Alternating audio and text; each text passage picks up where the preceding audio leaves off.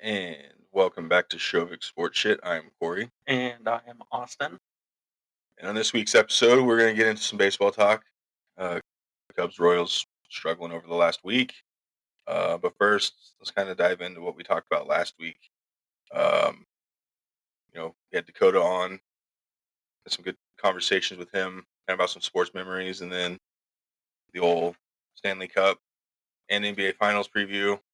Looks like you're on point with NHL so far, and I'm on point with the NBA one so far. Um, 2-0 lead for Boston and a 2-0 lead for Florida in the Stanley Cup. So, kind of give us your thoughts on the episode last week with Dakota. Yeah, I think it was a blast. A good conversation.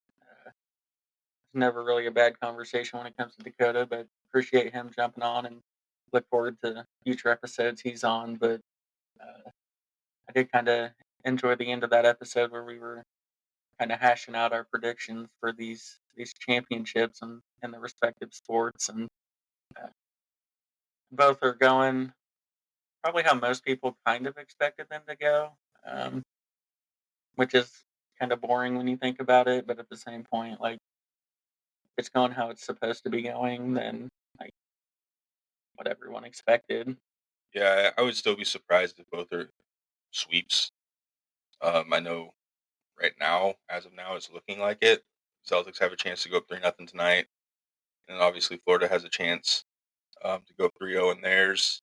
Um, Yeah, but now you have the teams that are down 2-0 going home.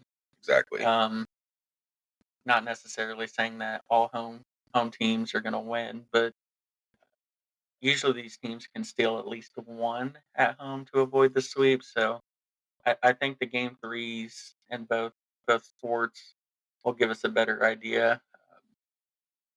If the home teams do come out and just lay an egg, then, well, those teams that end up going up 3-0, well, they may just pull off a clean sweep. Uh, you don't usually get those home teams, especially teams like the Oilers and the Mavericks. Those are good fan bases. Those places are going to be rocking. That usually helps out a little bit. So game threes are pivotal no matter what, whether it's a team looking to go up 2-1 or looking to not go down 3-0. Game threes are usually pretty pivotal anyway, so kind of excited. Yeah, I saw game one for the NBA Finals. They had Pat Mahomes narrating the Mavericks kind of intro, and then they had Tom Brady kind of doing the narrating of the Celtics intro. So I mean, that's kind of cool. Um, Patrick, obviously, not too far from Dallas, where he grew up or was born. Um, and then obviously Tom Brady with his ties to New England and the Boston area. Um, so yeah, I mean, again, I still have a hard time thinking it's going to be clean sweeps. Um, would I be surprised? At how the first couple of games have gone? No, but um, maybe a gentleman's sweep. A lot of shit's gonna have to happen in order for them to get to that game seven. Uh, Yeah, game um, sevens aren't looking promising right now. yeah. So, yeah, I think last week's episode was a um, huge success. Just with us having our first guest and how smooth everything went. I think everything kind of flowed well. It's a good sign, especially once we get into football season and we get Dakota on here more often. Um, you know, we won't have him on every week of football season, obviously, but hit bits and pieces here and there. Especially for like big game matchups, which I know there's some early on, but then you always have a little dead period of just games. So that being said, let's dive into something that we were hoping we were going to be more excited to talk about. Unfortunately, both teams are sitting 4-6 in their last 10. Cubs started already. I'm not sure how they're doing. Probably losing. And then obviously the Royals last two nights kind of folded. They had a pretty good chance 2 nights ago. I know they jumped out. The Yankees jumped out 4-0 early. The Royals kind of tried to make it interesting last night. A little different. The only thing that stood out last night was they left 10 guys on base. Um, I don't know, for those of you that aren't familiar with baseball, leaving 10 guys on base is not good. um, that's 10 potential runs. The Royals had had been pretty decent with runners in scoring position. Um, you know, I know you're not a big Renfro guy, but I think he's been coming on a little bit. I do think that's a huge hit with him being out a couple weeks. Luckily, not a fractured toe, but um, just what he's been able to do, and you know, he's hitting almost about the same as Bobby since May 29th or something like that. I know it's not really a huge sample size, but you know, it's not looking good for this 19 game stretch with the Yankees, Dodgers, and then the Texas Rangers. Yeah, it's we obviously got to this point in the season without having to play any or many teams at the Yankees level. Um, it's hard not to look at this series as a measuring stick at how good this team really is. But I think we'd be foolish to not acknowledge that even though the Royals are exceeding expectations, uh, really no matter how the rest of the season goes, they've exceeded expectations. But this team isn't quite there. They're still a fun team to watch. They have arguably one of the best players in baseball, and Bobby Witt.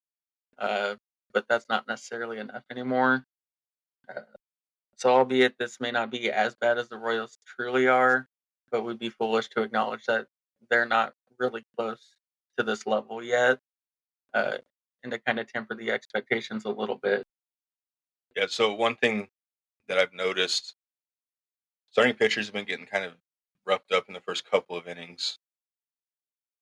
Then they've had nice bounce back. So like they're still able to get those innings, but now you're taxing the bullpen a little bit. They haven't been very well over an 8 ERA during this stretch. Not good. Um, Guys who we were relying on early in the season, uh, I don't necessarily think they're folding, but they're just not as consistent right now. Um, One thing that has stayed consistent throughout the last couple weeks is Bobby. Sal had what, almost a 50-point dip in his batting average. Um, you know, MJ still down in the hundreds. I think it was like 178 or 170 something. Um, Vinny's still on a roller coaster. He'll have he's streaky. Um, Isbell's kind of, he's somewhat warming up, but every time he seems like he gets warmed up, he gets hit in the face again, um, or something comes up with that. So um, inconsistency. We knew a stretch was going to happen. We're hoping this 19 game stretch that's coming up isn't the reason that they may fall out. I don't. I'm looking at like an 8 and 11, 9 and 10 is a must in order to kind of stay on track. I think if anything less than 8 wins in this whole stretch, yeah, then we got to maybe start looking at, do we really need to buy at the trade deadline, or do we look opposite? Yeah, and I want to touch base on the pitching. Um, I don't know if I would say that their performances have been inconsistent. I just think the level of competition has changed. Our pitching staff when we were going through the first couple months, we weren't playing this level of offenses. I think they've performed the same. The only difference is, instead of facing the White Sox and I don't even know if we played the A's, but just some of those teams, you're now facing lineups who have at least five, six, seven good hitters, and there's no point in the lineups where you can kind of regather yourself. Um, I think the pitching that they have starter wise, they're good enough to win and keep you in the games against all the teams that aren't, the Yankees, Phillies, Dodgers. And that's not a shot at the starting pitching. Not a lot of pitchers can compete against those. So I don't know if I necessarily think the Royals should sell. I think they have enough games against the non-elite teams to where they can still get a wild card. And I know the end goal is always the World Series, but going into a season where your expectation was to see what you have, if you can find a way to even get in a wild card and win a round or two, um, it'd be huge going forward. So I don't think they should just fold, even if I don't fully believe it's a World Series team. It's still a success if you make the play, even if you get one home playoff game, even if you're the number one wild card. There's nothing that's saying they won't. I mean, Granted, the loser of the AL East will probably be the number one wild card, but uh, I think it'd be foolish for them to sell because I do think they're in that next tier of teams as is, and that'd be a hard one to just sell and give up on. Yeah, and I don't necessarily think they'd sell either as well.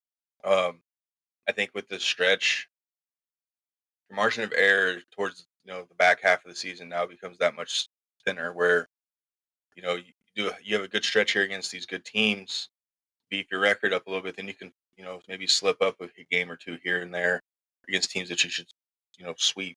Yeah, going through this next stretch, way below 500 ball over the next 20 days.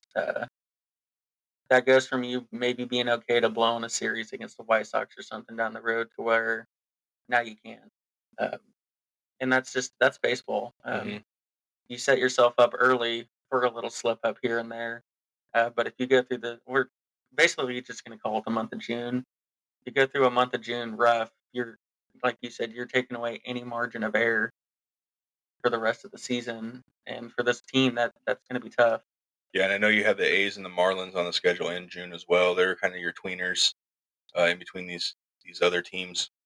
Those become that much more important, right? So bad stretch. Well, here come the Marlins, who they're playing okay as of now. Obviously, not one of the better teams. Um, but now, you know, go from losing 2 out of 3 to them. That hurts instead of taking 2 out of 3. Then you have the A's, you know, again going 1 and 3 or 1 out of 3 compared to 2 out of 3. I mean, the margin of error is just that tougher. And then the Indians at the end of the month. Guardians, Oh yeah, the Guardians, the end of the month. Um, yeah. So again, not too much different with the Cubs. I think their offense has kind of slipped up a little bit. Some injuries. I know we were talking the other night. We weren't on here obviously, but some of the injuries that they've had to deal with. Um, somewhat, starting to get some of their guys back. I guess. I think the glaring issue with that, something that I noticed and you and I talked about also, was the catching. Um, yes, defense is good, but when you have two catchers who are below 200 or at 200, um, that's a cause for concern.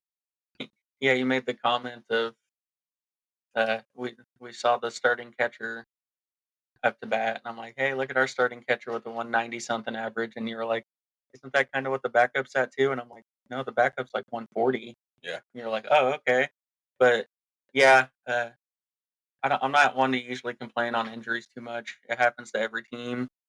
Uh, Cubs have been fortunate that it hasn't been like season long injuries, but still long enough to just baseball's timing. Uh, Yes. Even if you miss any amount of time, it's kind of hard to hit a rhythm again.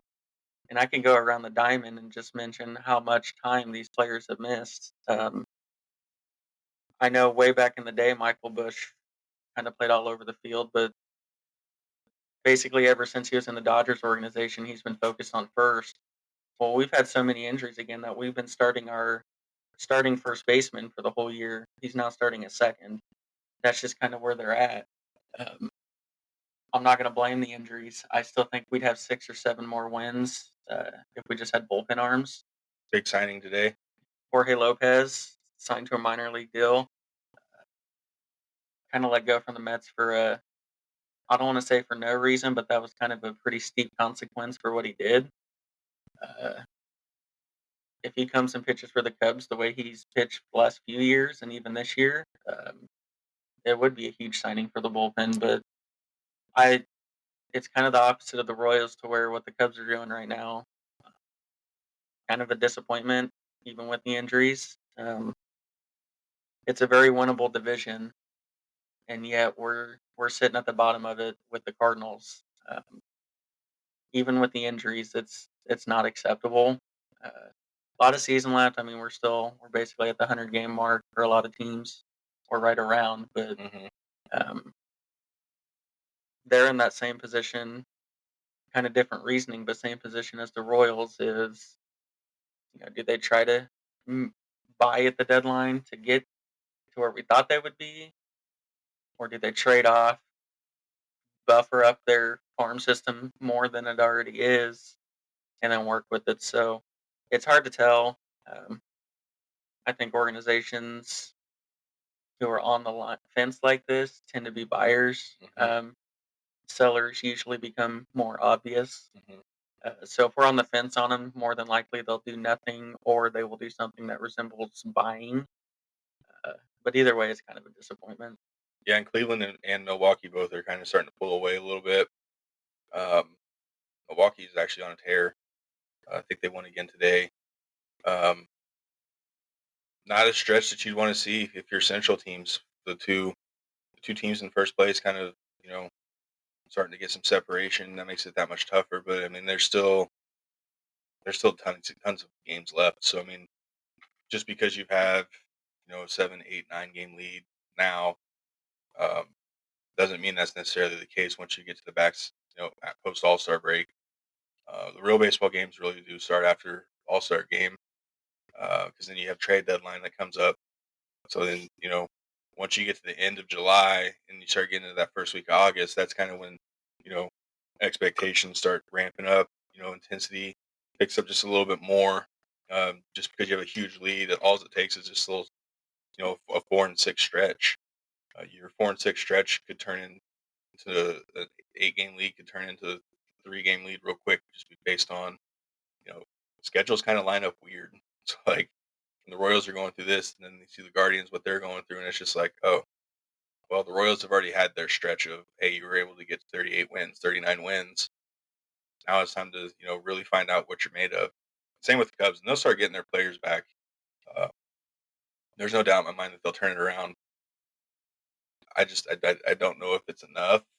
Um, you know, they're still hovering around. They're not 500, but they're real close. Um, I think the Cardinals are going to start selling. I really do. They're not getting any better. Their offense is kind of at a stalemate. Um, it's weird. Pirates Paul Skeens last night was that was a huge pitcher duel between him and the mustache. Um, but yeah, I mean the Cardinals have lost the games that they were really supposed to win. It's been kind of opposite of what you're supposed to do. Yeah, I can't really talk much shit on them right now just because we're both in the cellar. I mean, we're the same amount of games back. We played a couple more games, so we have the win percentage and all that in our favor. But I mean, you can kind of say they're almost in the same boat. I still like to think that there was a little higher expectations for the Cubs this year than the Cardinals, just given coming off of last season. But that goes to show that each season is its own animal. Even though the Cardinals are still in last like they did last year, they still look like they're playing better than they did last year. Their pitching staff's more filled out than it was last year, so I mean they got that part. They're starting pitchers at least.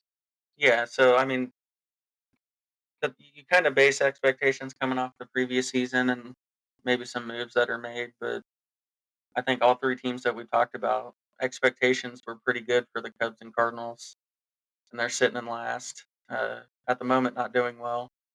The expectations for the Royals coming off a million loss season was not good. It was more of a see what we have season again, and things can change. But right now, they're doing well. But and I think with them winning 56 last year, you'd like to. They were hoping, let's get to that 65, maybe even 70 game mark, just to show that progress is being made. They went out and made moves. They were aggressive in the off season, so you obviously wanted to see that.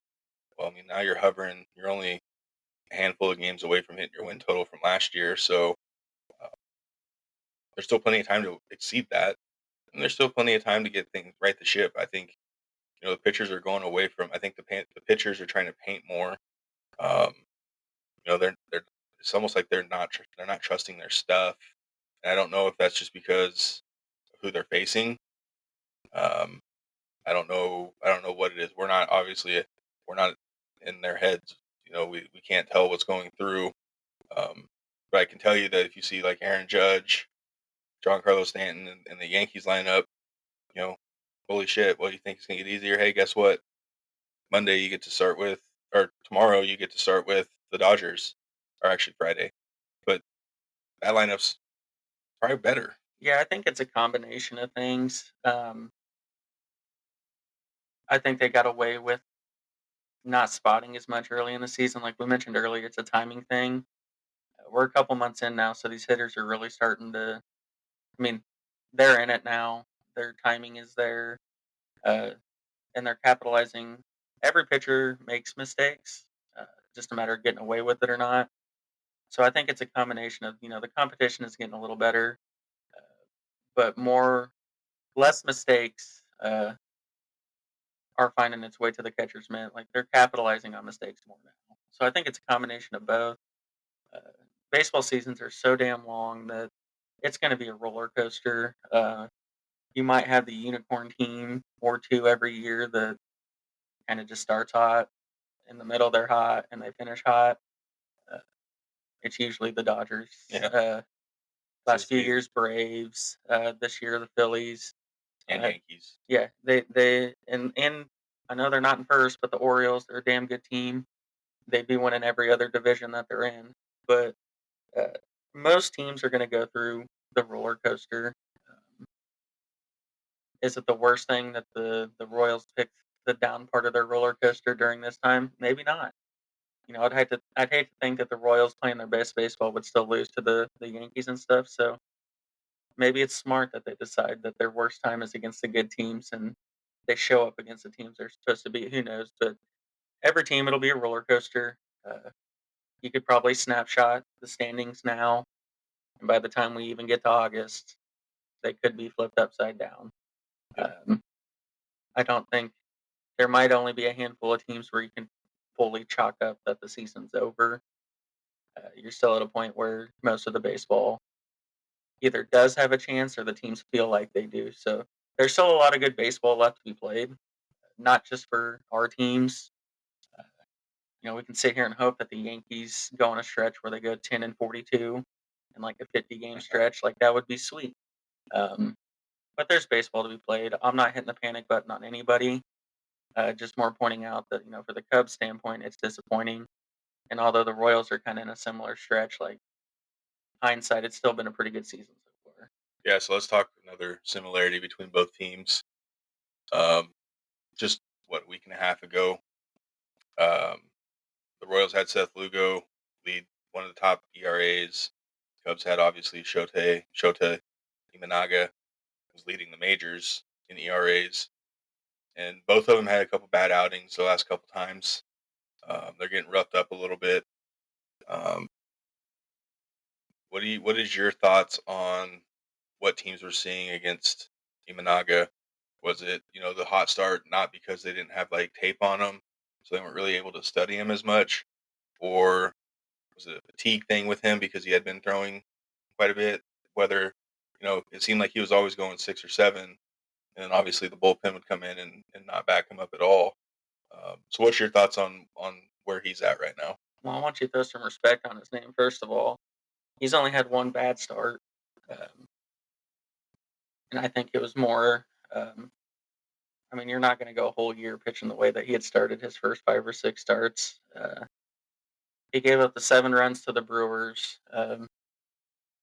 It's one of those where I think the Brewers, A, kind of had a chip on their shoulder since we took their manager, uh, but in just reality, they're a good team. Um, Plain and simple. Some team at one point was going to rough him up. Um, I know his start after that, the Reds scored 5 runs on him. Only one of them was earned because Suzuki dropped a 2-out pop fly with the bases loaded. So all those runs they scored were unearned. That kind of amped up his pitch count, which is why he only went 4 2/3. But it was still with only one earned Yeah, run.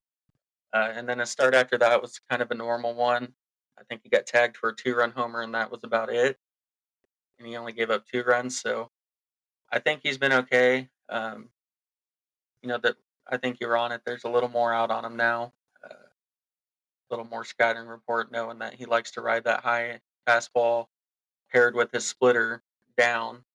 Uh, and the scouting has gone to a whole nother level now. So I think that does play a part. But I think he's fine. He would probably have a way better record if the offense came through for him. But I'm not worried about him. I think the big one. I don't want to say worried, but has to get back on track for the Cubs to bounce back is Justin Steele. He was lights out in his opening day start until he hurt himself. He hasn't quite found his groove, but I'd say I would be a little more worried with him than Imanaga. Imanaga's still sporting that 1.9 ERA. Um, it has been shakier as of late, but I still think I mean he's still going to be there, the top of the leaderboard at the end of the year. Yeah, and I think with Lugo, some of the stuff. I mean, some of the pitches that these hitters are. I mean, they're not terrible pitches. Um, Obviously, there's a little bit of luck that goes into you know hitting a baseball.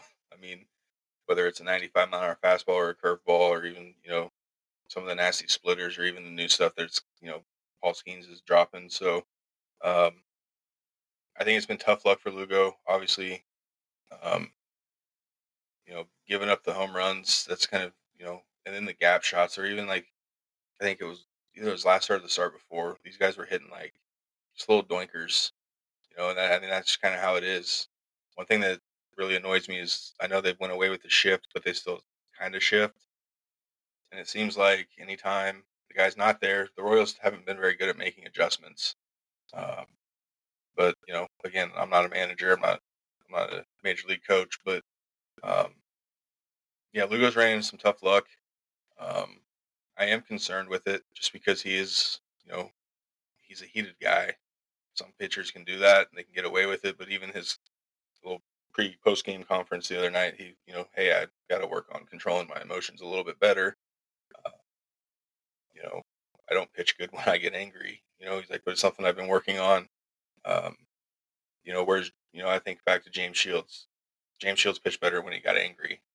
Giordano, Giordano got a little out of control when he got angry, but he still figured it out.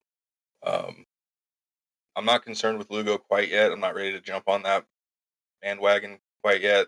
Um, I think the starting pitchers for the Royals have been okay. I think you kind of hit it earlier. Not inconsistent. It's just more of you know.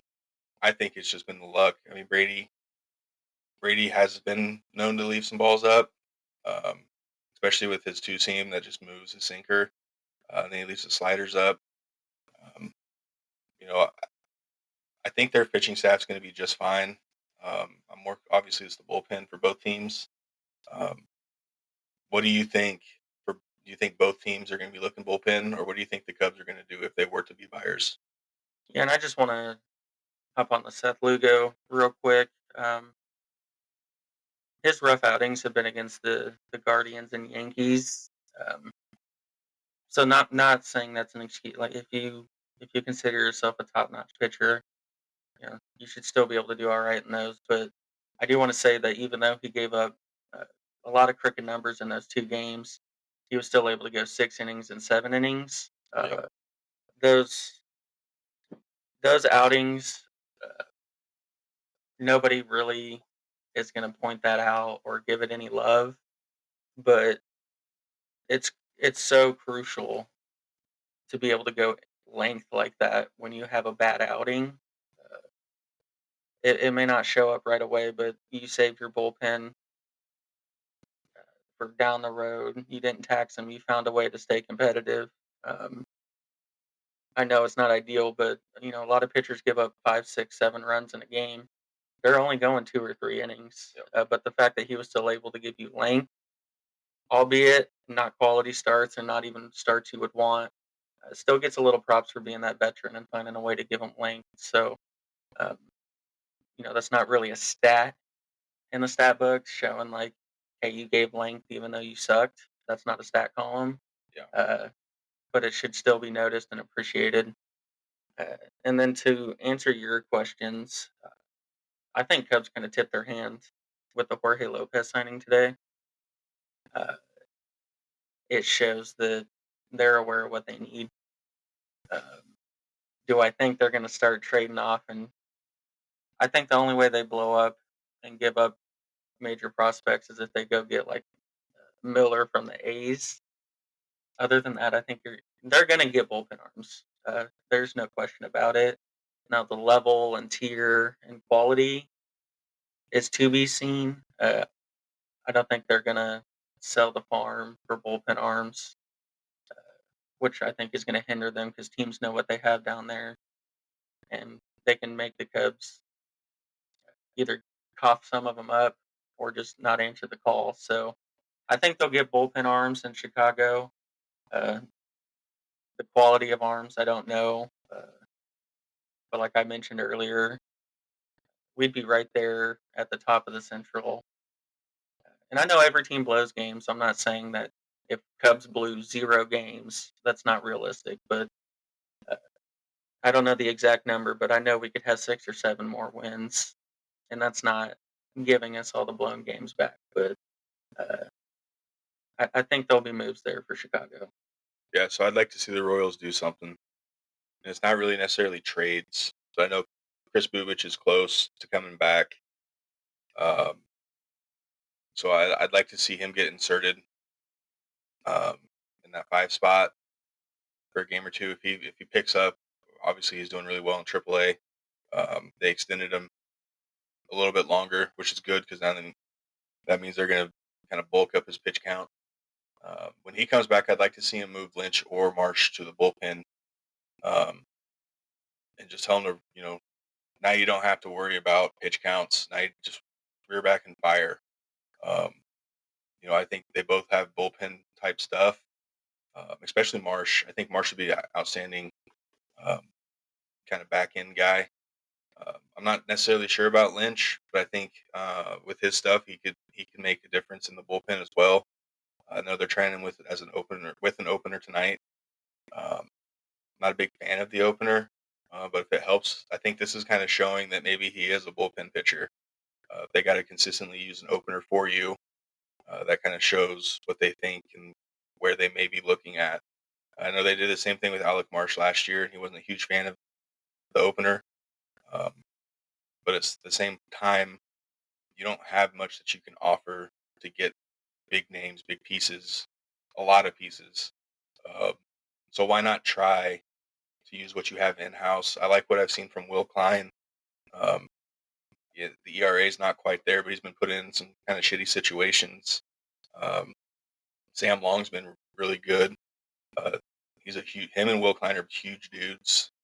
Um, I do like the future of those two guys maybe being 8-9 or even a 7-8. Whatever. They're not starting pitchers, obviously, but I think when you're the Royals and you're a small market team and you don't have much trade pieces in your farm system, and the pieces that you do have are kind of reliant on the future, so you can't really move them. You kind of look in house. Um, so I think try to do in house for the bullpen, and then maybe go get a cheap bat. Um, there's some bad teams out there that are it's not going to take much to go get some of their. You're not looking for a big, huge power hitter. You're just looking for someone to bridge a gap in your 7, 8, 9 spots that have been god awful all season. Yeah, I think Royals are in a better position to look in house for pitching. Uh, I agree completely. Um, they kind of have, you mentioned name by name, but I'll just group them. They have a large group of fringe rotation guys. And a lot of times those are the ones who turn into a really good middle inning reliever because they only have to focus on, maybe 1 to 2 innings of giving it all they have. They're not going to have to see lineups 2 or 3 or 4 times. I can mention that. That's kind of one of the Cubs' better bullpen pitchers right now, Wisniewski. He was that fringe rotation guy for the Cubs, and he's turned into one of our better nails reliever. Hmm.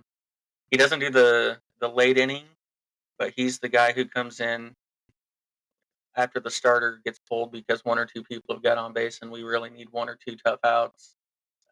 Wisniewski's been the guy, and I think Royals have a lot of those arms where not quite there to get through a batting lineup 2 or 3 times. So they're better positioned to see what they have bullpen there. And if they do get rid of anything, it should be for a little bit of lineup depth. That would be ideal for the Royals. You mentioned that they don't have a lot to give up. Um, I don't know if other teams are jumping up and down for 1 or 2 of the fringe rotation arms. Arms are valuable, so even a fringe arm, some organization could find it valuable, but they don't have a lot to work with, which I think is why you nailed it. They may be able to go get like a mid tier bat to kind of just add some depth to the lineup. Uh, but I think the future of their pitching staff is bright. They just have to figure out who goes where because they have arms.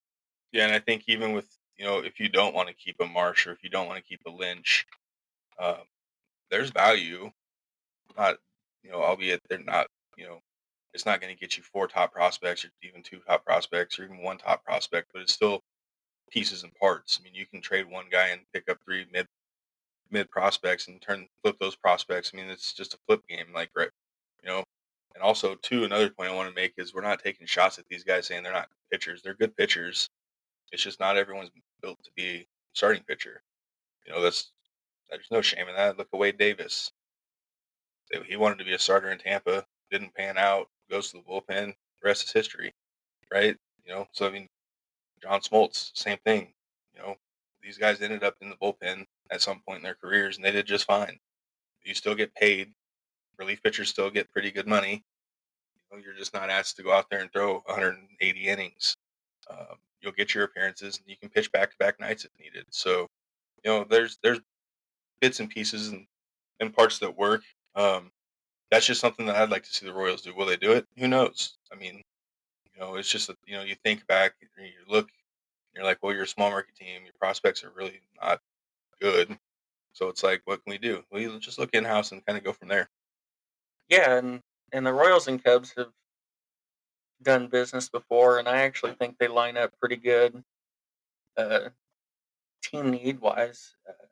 If the Royals were to need anything, it would be outfielders, uh, and more than anything, the Cubs need lefties.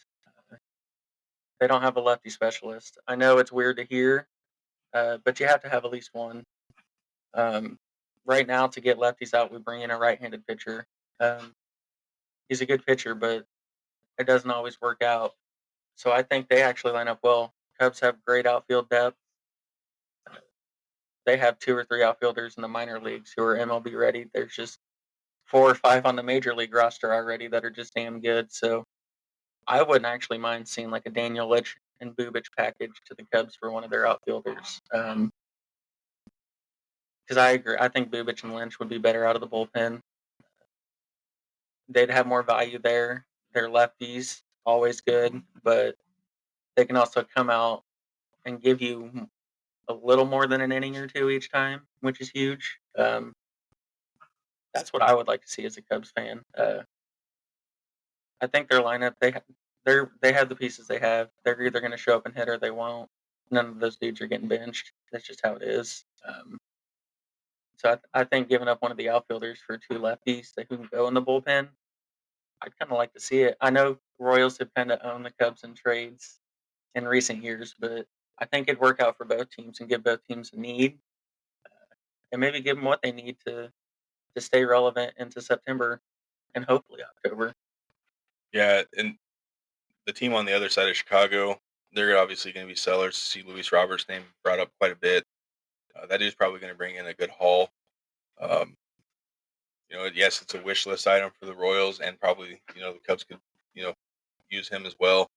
Um, then you look back or you look at who else could be sellers. The Mets, maybe the A's. The Rockies have some pieces that they may be willing to move on from that are you know good. Obviously, not their young shortstop and maybe I think it was third baseman. I think. Well, and their catcher, who was an All Star last year, 2 years ago, he's been the name brought up the most with the Cubs. You mentioned earlier the Cubs; they don't even have a hole at catcher; they just literally have nothing at catcher. So the Rockies catcher is the one that's been mentioned to the Cubs the most. Yeah, so I mean, like he said earlier, there's teams that you're starting to get an idea of who they're going to be, and, but just because you know who the teams are doesn't necessarily mean you know who they're going to trade. We can kind of go off what we've read and what we know, just from reading articles about who's going to, who's looking. The Red Sox with Tyler O'Neill, Mets with the Harrison Bader, Starling Marte, uh, maybe even Pete. You never know with Pete that he's going to be a pending free agent. Are they willing to give him the money just because you don't know necessarily where their roster is going to be at next year? So it's starting to come into picture about who's going to do what. Um, I'd like to see the Royals dive into some, but at the same time, I know that they can't really afford to. Yeah, I mean, a lot of those names you mentioned, uh,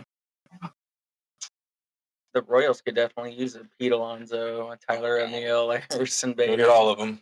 Yeah, so I mean, uh, unfortunately, I think with I don't want to say the limited number of names that are going to be out there this year, that it's unfortunately going to be a lot more bidding wars, Yes. and that's just something the Royals can't get in.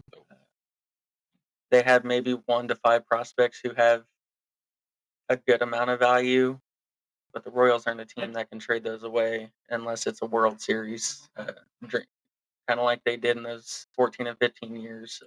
Beto and Zobrist. Yeah, they mortgaged the future because they felt like they were right on the cusp of a World Series, and it proved right. I don't know if they're there yet, and I don't know if they're willing to salvage the future on that. So uh, it'll be interesting. I think they want to make moves. I don't know if if the organization lines up with what's going to be out there. Yeah, and this is still a new front office, right? Dayton Moore's obviously he's not here. This GM that wasn't in really a position last year to be a buyer, um, even though he kind of did buy by getting Nelson Velasquez, Cole Reagans for Aldis Chapman and Jose Cuas. Um, so does he kind of take his mentality that he had this offseason and go in aggressively? I hope he does it Well, smart. let Like, me ask you. I obviously enjoy the Royals. Cubs are my favorite team, so I'm going to ask you, who is a Royals fan first. If this ownership takes the same approach that they did with Quas and at Chapman, and say that the Royals go out and trade a Lugo and or Waka, uh, a Renfro, to get at the time what we're seeing is not major moves, but you ended up getting production in return. I think in Reagan's case, frontline return. As a Royals fan, if you took that approach with any of those veterans that he signed, uh, what as a Royals fan would you be okay with that? Would you be a little more disappointed? Because these guys, albeit signed multi-year deals, I'm not sure if year two was guaranteed on all of them, but even 2 years, you're banking on it next year being the year. So I think you have to look at the possibility that maybe he takes that route again. I think they went into the season thinking so, but I think the hot start that they've had. I mean, all along it was 2025 was supposed to be that year that you were going to see everything kind of pieced together. I don't think they expected it to be the first couple months of 2024. Does that change your hand a little bit? Maybe a little bit. I don't know if you necessarily looked to try to move all three. Um, you may try to move one, maybe two. Um, but I think if you're moving, I think if you move any of them, you're not necessarily giving up on the season, but you're kind of saying we're not quite there. We're still missing a couple pieces. Um, When I think that's the hard part, right? If we'll just use Bobby because we know he's not going anywhere. And if he does, I'm not gonna lie, I'll be kind of excited to see the return. But no, he's not going anywhere. So you have to think if they trade we'll just use Seth Lugo because he's been the best of the three veterans. Uh, if you trade a guy like Lugo, is that telling Bobby Witt that you give up on the season? What does that do to everyone remaining in the clubhouse? So I think that's a tough slope. Uh, you obviously have to be realistic, but at the same time, you don't want to turn the clubhouse into a group of guys that kind of follow the actions of giving up on the year. yeah, and I think that's why they don't do all of it.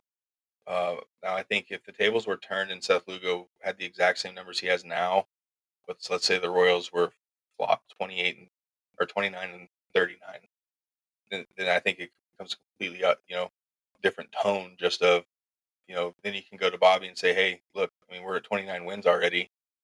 Yes, we're 10 games under.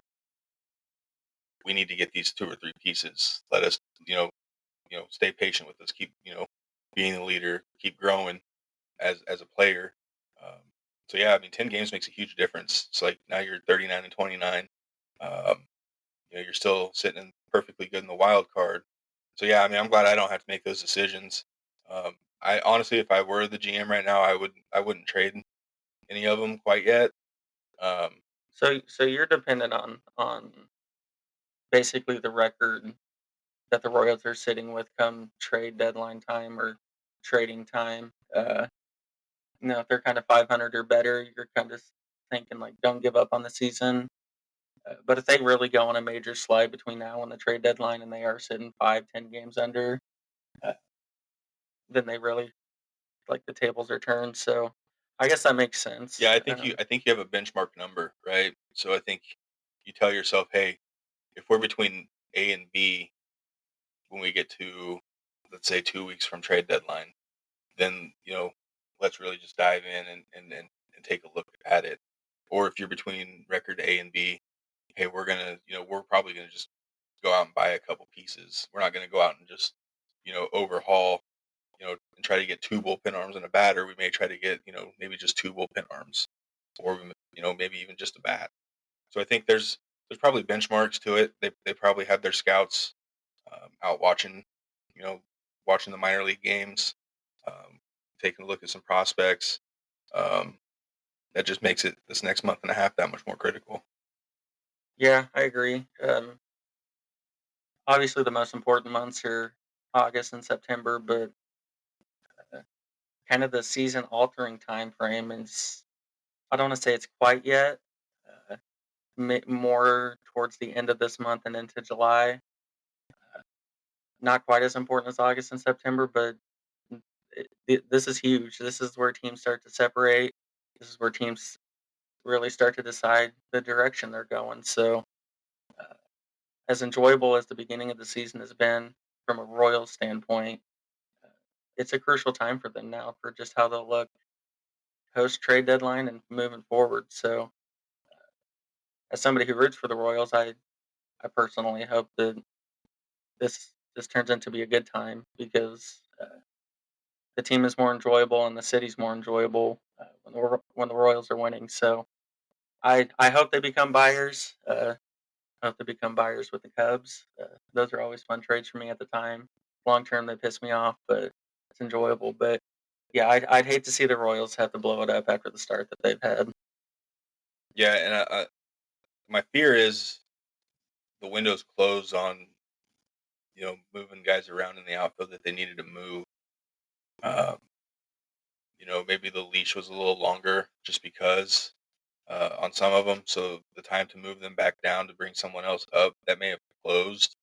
Um, part of me hopes MJ figures it out. I mean, we watched the other night; those swings he had, they're good. It's just I think it's a mental thing right now. Um, he's making the adjustments. It's just the results aren't there. But unfortunately, I think that window's closed, and I hope I'm wrong. But um, I think this is kind of the first quarter of the season, first almost half of the season has been kind of a letdown on his part, just because the expectations were there. So my fear is that window's kind of closed on uh, making those in-house adjustments with the outfield. Um, but again, I hope I'm wrong, and I hope he can get it figured out. Because if he figures it out, then this team can go to the next level. You know where I stand on that. He's had enough ABs in his career to know that he's not going to figure it out. Uh, I'll be the one who's just realistic with it. He's not going to figure it out. He is who he is at this point. You do. There are cases of late bloomers. I get that.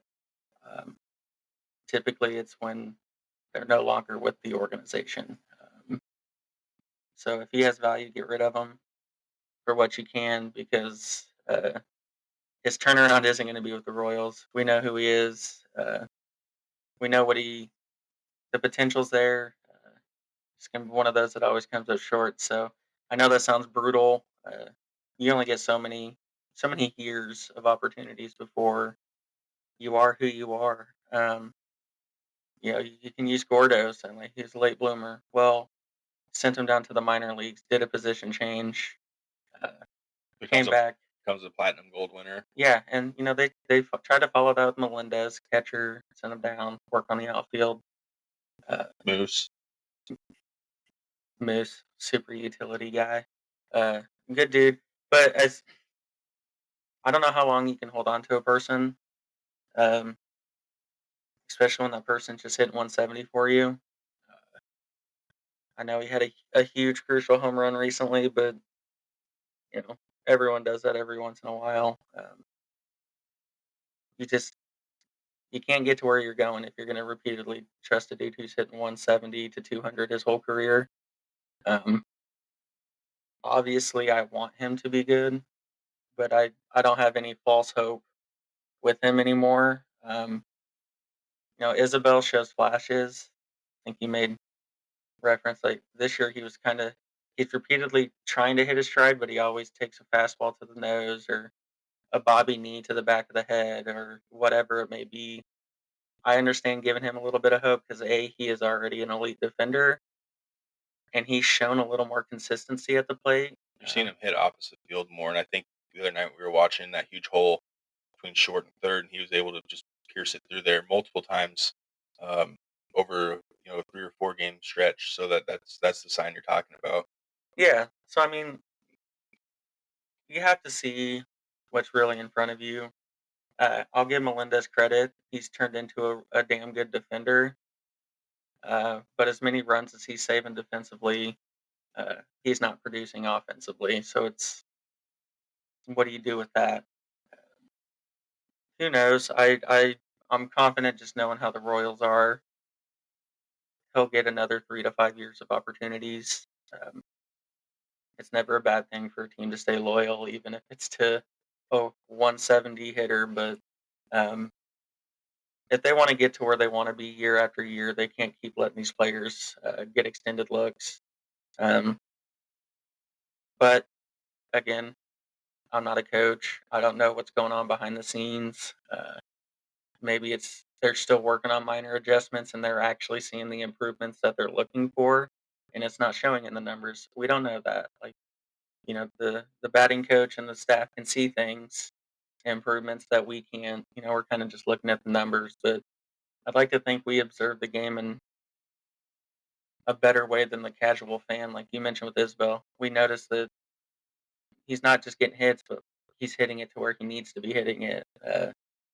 His approach is different. His swing is different. I'd like to think we see a little more advanced than the casual fan. So I think we would see it with Melendez, but who knows? But I think he's the first one to go. Uh, I think if they get a replacement bat, it's going to be for left field. All right, so let's end the show on give me one name for the Cubs and one name for the Royals of who they're going to acquire at the trade deadline. Is this who I want them to acquire or who I truly believe they will acquire? Let's make it one. Who you want them to acquire? I'm torn on the Royals because it's one or two people. Um, I don't know which one will be cheaper to get. Uh, so I'm just going to go with the dude who I would enjoy seeing more. I want him to go get Tyler O'Neill. Um,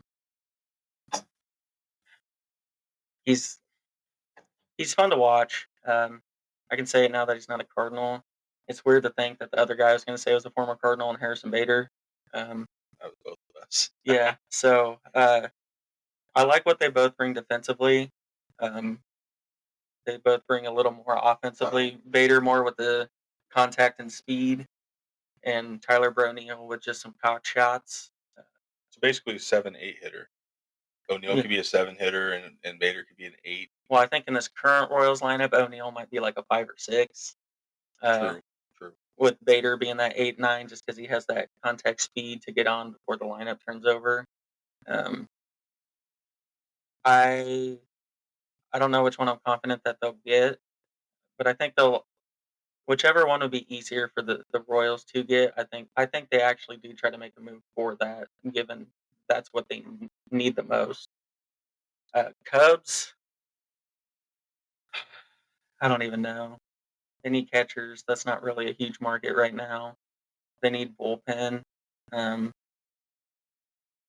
I hope that they actually give up a few prospects and maybe one of their 5 outfielders to go get Miller from the A's. The end of the ball game has proven to be important for the Cubs this year. Typically, it's important for all teams, but given how much games the Cubs have blown, they should be willing to part ways with a few prospects to go get a player like that. So you took mine for the Royals. Obviously, you know how I'm a huge O'Neill fan. Even when he was with the Cardinals, I was a big fan of him. So I'm going to say O'Neill still, but I'm going to throw another name out there as like a dark horse who I'd like to see the Royals go get. That's George Springer, Oh shit! um, veteran. Blue Jays are awful. He's okay. I think this isn't obviously like a career year for him or anything, but he's consistently been one of the better defenders also. Um, and I know the Blue Jays have started telling teams that they might be willing to give up some stuff. So I'm gonna go with Tyler O'Neill and George Springer, and then as a dark horse for a bullpen arm, I'd like them to go get Tanner Scott from the Marlins. I don't know what the cost of any of those guys will be, so kind of like you said, whichever's the cheapest option. Um, he's a good lefty, um, and he's been kind of a consistent part of the Marlins. I think last I looked, he had like a 1.63 or whatever. I don't know if that's still the same. Um, and then obviously, I think for the Cubs, I think you do look catcher. Um, Can we snag Freddie Fermin from the well, see, that's Royals? why I was thinking Freddie Fermin.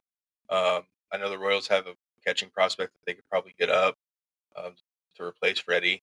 Um, Freddie's an everyday guy. Freddie deserves to be an everyday guy. Freddie's shown that over the last 3 seasons that he can be an everyday guy. Yeah, I don't Eh, think what's appreciated with Freddie. You know my love for Freddie from day one when he's been up. Uh, I don't know what the metrics say. I'm confident they're gonna align with what I'm about to say. But he is an elite defensive catcher. Um, I think they said on the TV the other night that he's top six or something. Pitcher's ERA with him's like 3.6 or 3.67 or something like that. But it's one of the better ones in major leagues. Which, again, he deserves to be an everyday guy. yeah, and you go with the elite defense, and he's not going to be a 30 home run guy, but he has some pop. But he's actually just a really good all fields hitter. Um, I don't even know if the Royals would consider trading him because he is such good insurance to Sal. Yes. Uh, but he's like 6 years younger than the Rockies catcher. Uh, so that's another Royals player that I wouldn't mind the Cubs going to go get. That was going to be my dark horse one for the Cubs. Not necessarily what I think they'll go get, but that'd be one as a fan that I think would be really cool to go get. Yeah, so I'll throw Luis Roberts' name out there as one to watch for the Cubs. They can afford it. Um, Not necessarily a huge need, but it's a bat that could help maybe spark their offense. And then you look at like a Tanner Scott also for them, um, another bullpen arm. You can look across Chicago to the White Sox. They got some good bullpen arms. The record doesn't show it, and their ERAs are good because they've had to throw so many innings outside of their top two starters, Crochet and Betty. And Crochet is even a name I've seen tossed out there as an option. I don't necessarily know if it'll be the Cubs that would get him, but he may be moved. I think the White Sox are just going to burn the whole thing down. So it's fire sale, free for all. Um, and the Cubs and Royals could definitely use pieces from those. So those are kind of the dark horses and or wish list. Again, I don't necessarily think any of that's going to happen. If it does, awesome. Um, I think we would be happy either way. I'd be a little sad to see Freddie go. Excuse me, but I know that he would be an everyday guy for the Cubs, and that would warm my heart a little bit. Um, he's getting in the lineup more consistently now. Um, he had a little stretch where he wasn't, you know, he'd get 3 or 4 days off and then, make a spot start here and there. But now, consistently being put in, giving Sal DH or first base reps, which is good for Sal. It's keeping him healthy, knock on wood. Um, so, yeah, that's kind of going to wrap up baseball talk for this week. We probably won't dive back into baseball unless something massive, massive happens.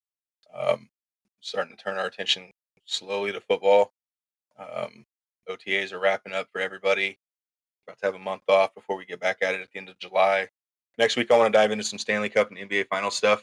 Hopefully, those series are still going. Just kidding. I'd like the NBA finals to be done, but I'd like to see Edmonton kind of show something. um, 8 to 10 shots a game, preferably. So that's what we'll do next week. Again, find us on Spotify, Show Sport Shit. Find us on Facebook. Give us a like.